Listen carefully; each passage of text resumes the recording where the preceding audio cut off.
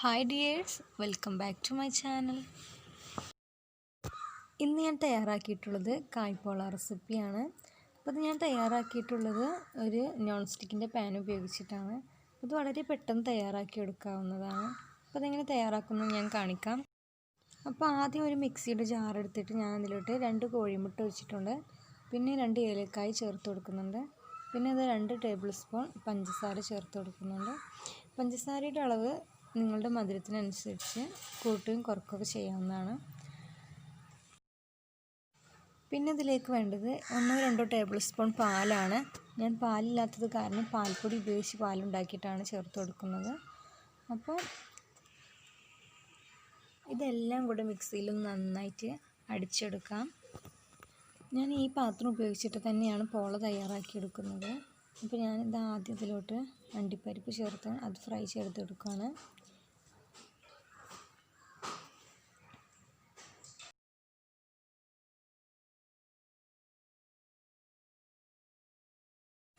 പിന്നെ ഇതാ മുന്തിരി കൂടെ ചേർത്ത് അതും ഫ്രൈ ചെയ്തെടുക്കുകയാണ്. പിന്നെ മെയിൻ ഇൻഗ്രീഡിയൻസ് പഴമാണ് ചേർത്ത് കൊടുക്കുന്നത്. പഴം നന്നായിട്ട് വഴറ്റിയെടുക്കാം.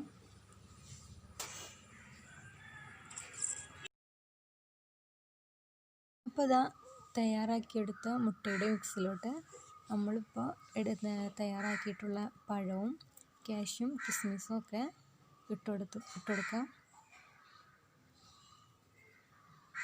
എന്നിട്ട് നന്നായി മിക്സ് ചെയ്തെടുക്കുക.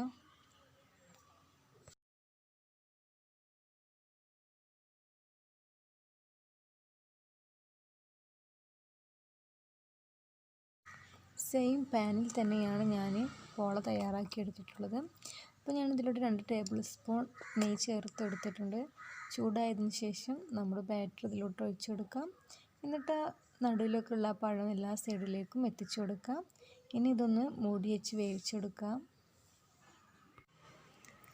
അപ്പോൾ നമ്മുടെ പോള ഇവിടെ റെഡിയായി വന്നിരിക്കുകയാണ്. അപ്പോൾ ഇത് വളരെ പെട്ടെന്ന് സിമ്പിളായിട്ട് നമുക്ക് തയ്യാറാക്കാൻ കഴിയുന്ന റെസിപ്പിയാണിത്. കുട്ടികൾക്കൊക്കെ ഇത് വളരെ ഇഷ്ടമാവും, ഒരു ഈവനിങ് സ്നാക്കായിട്ട് ഉണ്ടാക്കുകയാണെങ്കിൽ. അപ്പോൾ വീഡിയോ നിങ്ങൾക്ക് ഇഷ്ടമായാൽ നിങ്ങൾ ലൈക്ക് ചെയ്യുക, ഷെയർ ചെയ്യുക. എൻ്റെ ചാനൽ സബ്സ്ക്രൈബ് ചെയ്യാത്തവരുണ്ടെങ്കിൽ സബ്സ്ക്രൈബ് ചെയ്യുക.